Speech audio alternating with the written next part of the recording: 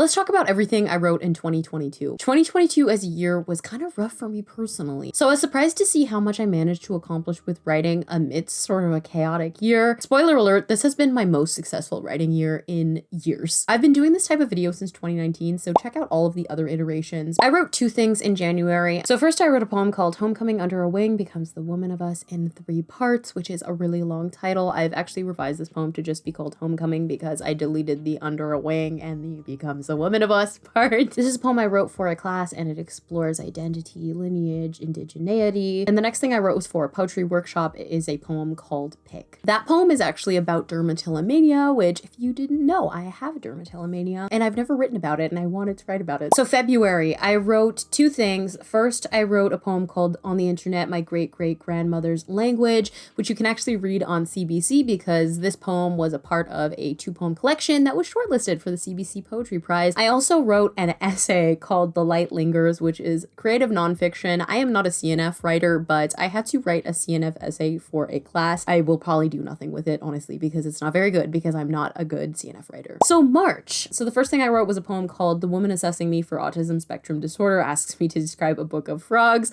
which is a super long title that's very specific because it's real. It actually happened. I've seen a lot of people like have this kindred experience of having to describe this book of frogs. I also wrote a poem called How to Grieve a Living Person, which was again for my poetry workshop. I also wrote a poem called You'll Tend a Lurid Garden in the Margin, which is named after a line in one of Rebecca Salazar's poems called Big Nickel Mine Road, I believe. I've written a couple of poems based off of this poem. This one is about my mom and her wedding, and about immigration, and about being the child of an immigrant. I also wrote the first chapter of a novel. So I've been writing an adult literary fiction novel called The Sun Only Drowns Us, and I wrote the first chapter, which clocked in at around 6,300 words.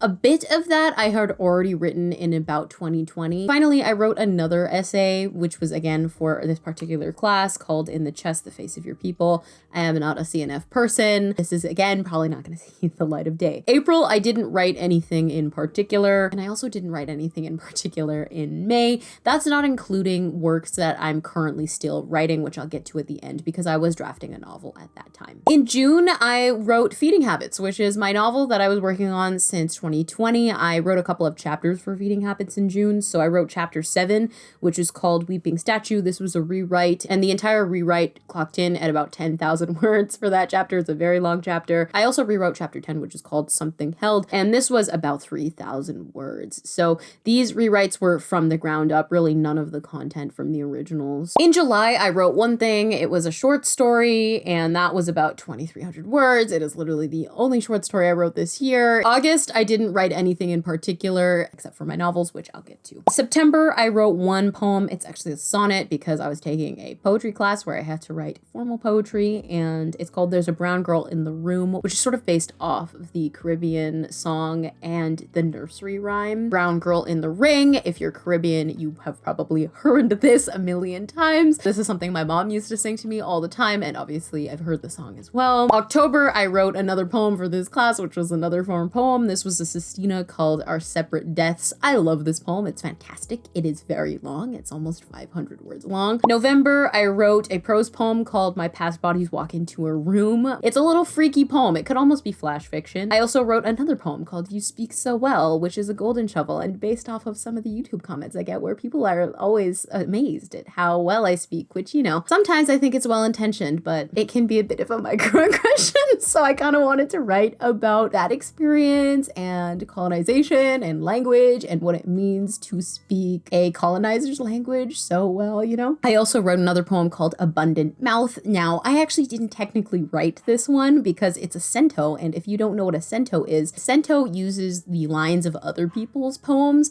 So I wrote a cento after the work of Selena Bowen, so I had referenced her collection Undoing Hours, which was published with Nightwood Editions. I highly recommend reading it. It's one of my favorite, if not favorite, poetry collections, and I took lines from each of her poems to sort of create a narrative that was super relevant to me. December, here we are again. Now, it is December 13th when I'm filming this video. There are going to be updates, and I will probably write more, but I wanted to get this thing filmed and done and ready to go up before the end of the year. So let's talk about what I've done so far. I wrote one poem called Foundations, which again is for this class. It's an epigram. An epigram is essentially kind of like a witty witty, like short, little compressed couple of lines that has a bit of like a twist at the end. So the next thing I wrote in December was actually something I've been working on since September, but I finished it off in December. It's a novel opening for a young adult contemporary novel called Call Me When You're Home. I haven't talked about this project that much, but it is an idea that I've had since I think 2020 or 2021. I wrote this for a class, but it is a project that I would like to work on in the future, especially now that I am not a genre or category snob and I would love to write YA again. I wrote the opening of this. It's about 6,500 words. It spans a couple of chapters. The chapters are pretty short. I wrote a prologue called What Happened Before. Chapter 1, Look for the Signs. 2, Vel is Part Immortal. 3, New Room. 4, Grocery Shopping. 5, Is This Bribery? 6, Is This a Party or Hell? And 7, Fresh Start Again. 18-year-old Cora Wilson has precisely mapped out her future. Graduate high school at the top of her class, perfect her recipe for chocolate eclairs, and spend her gap year with her ambitious actress twin sister Mandy. But when Mandy is accepted to an out-of-province university and takes the offer, Cora experiences a public breakdown with disastrous consequences on her mental health. After months of intensive therapy, Cora faces a choice: destroy her own life as her sister leaves her behind, or shut Mandy out totally. Impulsively, she moves from Vancouver to Toronto to live with her aunt, convinced the summer trip will transform her into a flawless adult autonomous of Mandy. But when she discovers voicemails from Mandy that reveal the reason she abandoned their initial plan, Cora vows to complete an independence bucket list with the help of new friend and possibly more Joy.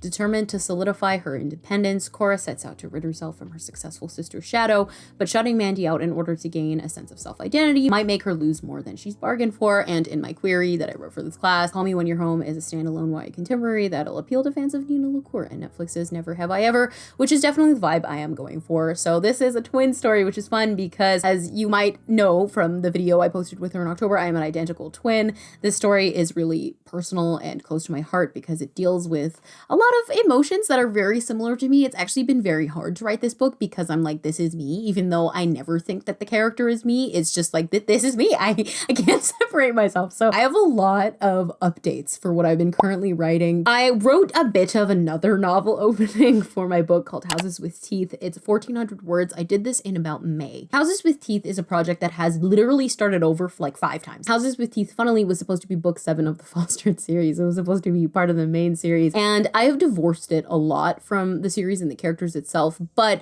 I still wanted to write with Reeve and her story and with her relationship. I'm hoping to write it as a novella. Check out my goals video, which I'll post either before or after this video. Basically, the log line is: after a woman flees an abusive relationship, she heads to a remote cabin in hopes of disposing of the persona she's become. It's gonna be pretty quiet and a pretty isolated story. I don't think I want more than like 3 characters to be in it. The idea of writing it as a novel kind of freaks me out. So if I say it's a novella, I feel like I'll freak myself out less. This story is still about Reeve. It's just like she's not going to be named. I want the narrators to be unnamed. Let's talk about Seventh Virtue because I wrote hella Seventh Virtue in 2022. I wrote 28 chapters, but I wrote chapter 9, Blood Relative, chapter 10, New Game, 11, Safe Sacrifice, 12, Cracking Wall, 13, Chartas's Garden, 14, Foreign Waters, 15, Ash Bone, 16, True Gem, 17, Sunless Ground, 18, Rat Experiment, 19, Half Half, 20, Bloody Hands, 21, Dead Doll, 22, Mobbing Birds, 23, Deep Burial, 24, Light Buoy, 25, Foil Balloon, 26, Solemn Promise, 27, Hellish Kingdom, 28, Hollow Point, 29, Lurid Violence, 30, Bloodless Body, 31, First Breakfast, 32, Mighty Stranger, 34, Wound Within, 35, Old Habits, 36, Blue Blood, and I'm currently writing chapter 37, so it doesn't have a title yet. So I wrote 104,000 words of Seventh Virtue this year. Can we get an exclamation point? I am shocked and I am so freaking excited. Here's the summary of Seventh Virtue in case you have no idea what I'm talking about. This is an adult contemporary fantasy novel that is the fantasy version of a series that I have been writing for many, many years, which I will link a comprehensive video about that series in the description in case you want to check out the comprehensive lore. So the synopsis is: after being tormented by nightmares of his ex-boyfriend Lonan, Harrison seeks a magical intervention from old friend Reeve, but when she reveals she and Lonan are members of the Seventh Roost, one of 7 magical families that coincide with the 7 holy virtues and 7 capital sins, she also unveils another secret. Lonan is part virtue, the immortal bird that represents each house, and her family is holding him captive in hopes of extrapolating his power. Harrison must choose to continue life as he knows lose it or rekindle relationships he thought he'd left behind to save someone he once loved. This is the love of my life. I freaking love this project. And what's funny is in 2021, by the end of it, I didn't even know if I would be like continuing this story necessarily.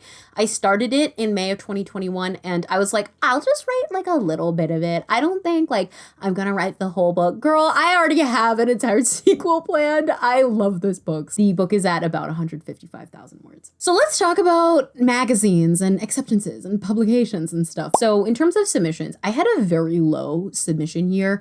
I guess I was like too busy, or like, to be fair, like I know this is a flex, but I have been published in like almost every single Canadian literary magazine that exists that pays. And like it became very hard to like submit because I was already published in them and like it hadn't been a year or something. So my options were kind of limited and like I didn't want to pay submission fees this year. I was kind of trying to save my money. So I really didn't submit that much. With that said, I had a really good acceptance rate this year. I had 5 acceptances this year. That was 4 publications. And then of those 4 publications, 5 things were published. So of those acceptances, 3 stories were accepted. They were Eat Well, which will be published in CAROUSEL. By the time this video comes out, it will probably already be out. It's free to read and will be linked in the description. Jasmine's Browsing Cuts, which was accepted and published in The Puritan, which you can read online for free. And Joanne, I'll Pray For You, which was accepted to be anthologized, which is my second anthology and my first time getting my fiction anthologized. It was anthologized in Bell Press Books, which is actually now available. You can purchase the anthology if you'd like. I'm really excited to receive my copy. Then I also got 2 poems accepted this year, and those were from the CBC Short Story Prize that I mentioned earlier.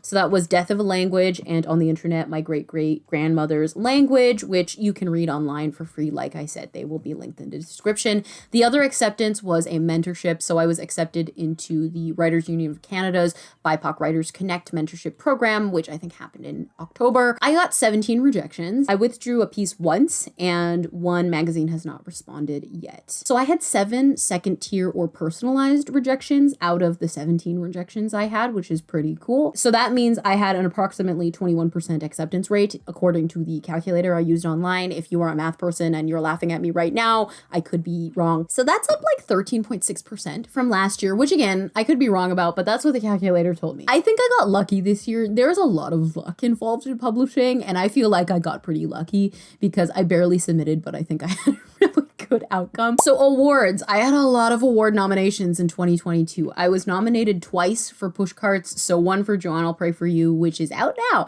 and one for Eat Well, which is coming out soon. So I was a finalist for the CBC Poetry Prize, like I mentioned. I was also longlisted for the CBC Fiction Prize. I won 2 writing scholarships for school. One was for fiction and one was for poetry. So the money. I was nominated for the Best of the Net 2022, as well as I believe the 2022 Alberta Magazine Publishers Association Awards. Mentorships, I had 2 mentorships in 2022. Oh my God, I was so busy. I'm seeing now. I obviously, like I said, the BIPOC Writers Connect with the Writers Union of Canada. I was also a mentee for fiction at Manola Review for about a year. It was a fantastic experience. So I was on the editorial board and I helped curate the stories to be published. I will make sure to link the issues that I helped out on because they're some of my absolute favorite short stories are now in those issues. So make sure to check them out. Overall stats. I wrote 34 chapters this year. I wrote 1 short story this year, and I wrote 12 poems this year, which is really fantastic. How did I develop as a writer in 2022? You know, this year, like I said, it's kind of crazy that it's the end of it because I feel like I'm still in the thick of it. When in reality, I guess so much time has passed. For that reason, it was hard to see what I'd done in terms of being a writer and how I'd improve. Number 1, I think I learned that fun is priority. It is the absolute most important thing that I can do for my writing process. I can't even tell you how excited and how in love I am with writing right now. I would not have been able to say that back in 2020. This year, I threw myself into stuff I loved. I wrote a lot of poems that I loved and about topics that I loved. I wrote a lot of Seventh Virtue, which makes me so excited. And I stopped seeing it as like a little silly little project that I accidentally wrote. It's my number 1 priority now. So the second thing I learned this year was that speed is a virtue. This is kind of a funny thing because it actually happened for Seventh Virtue. So speed is a virtue for Seventh Virtue. You know, something I realized is I love working on projects and working on them quickly. It's just something that makes me happy. It's something that makes me feel productive. It's not something that's for everybody, but I remember loving that I wrote so much back in 2015. I wrote 600,000 words in a year when I was 13. Like, who was she? I've been trying to recreate the amount of fun I had back in that year. And something that I did back then, me learning from my 13-year-old self, was that I was fast. Quality over quantity is something people say all the time, and I completely agree. And you don't necessarily need to be fast. You know, slow and steady does win the race. But something I learned this year is that writing a lot very quickly works for me in a lot of ways. And that's because, one, I have a really bad memory, so I forget things if I'm not writing quickly, and that can make writing a lot more difficult than it needs to be. My short-term memory is just non-existent pretty much. But also, I was able to spend more time more frequently in the projects, and I enjoyed that a lot. I like being surrounded by my book all the time. I like to not shut up about talking about it. I like making videos for you guys where I'm vlogging. I uploaded a lot more vlogs this year than in 2021 for that reason, because I was writing a lot more frequently. So for me, speed is something I want to consider in the future. Also because it stops the perfectionism from happening. If I'm like, well, I want to write 1,000 words today, I'm not going to spend too much time hemming and hawing about how I'm upset about how this word choice isn't great. Like, I used to do that all the time, and it was debilitating at one point as an ex-perfectionist. This is just a huge step for me to be able to be like, no, I can just sail through a draft. I don't care, because I trust myself. I can come back and I can fix it later, or I cannot fix it later. I can also judge myself, and other people can judge me, and I don't care. That's something that I never thought I'd be able to say, and speed helps a lot with that, at least for me. So the next thing I learned is that I can trust that I'll edit it later, which is a huge development and very relevant to what I just said. I don't think I trusted myself as an editor until this year. To be honest, I've been writing for literally 9 years now. It took until now to really feel like, yeah, I can come back and I can fix that. And if I can't fix that, it's really not a big deal. It's whatever. That the world's not going to end. Life is short. You can watch my videos, my old videos, where I would be so tormented about writing and like, you know, I really didn't like it. I'm feeling really insecure. And to feel like I have made such a big leap from who I was in 2020, oh God, it's just really relieving, and it's exciting, and I'm proud of myself. The next thing I learned is that having several styles across several types of writing is a good thing. I was looking at Seventh Virtue's style, for example, in comparison to Houses with Teeth, or in comparison to some of my other literary fiction or whatever. And I love that there is such a distinct style change, that, you know, you can see Harrison's voice so clearly in Seventh Virtue, where, you know, other stories might be more focused on detail and gorgeous language and lyricism. Harrison can still have that in Seventh Virtue at points, but there can also be something else. And that's just an example. It can kind of cross over into whatever I'm working on at the time. But something that I love is that I can have a project that's just vastly different. And I have this one and I have this one, and I just have a range. Learning that having a range of my skills is so important to me. I always saw myself as somebody who was, I just did one thing. Like, I was a master of just one thing. But something I've been learning a lot more is I like being good at a lot of things. So I want to continue to diversify my writing, to continue to get better at multiple things. Let's do the drum roll, please, for total word count of 2022. So this year, I wrote approximately 140,000 words. Last year, I wrote 97,986 words, so almost 98,000. I have just beat the crap out of my goals. Like, I remember doing this in 2019. I think I might have written like 70,000 words or something like that. And then 2020, I wrote like 80. And then last year I wrote, 98. This year I wrote 140. So it just keeps going up and up and up. And I think a lot of it has to do with me shedding my perfectionism the more time goes on, because I'm not as afraid to experiment. And I want you to not be as afraid to experiment. That leads me to the end of this video. What did you write in 2022? Is there anything in particular that you're proud of? What did you learn? What would you like to do differently for 2023? Let's chat in the comments. But for now, thank you so much for watching, and I'll see you guys in another video. Bye.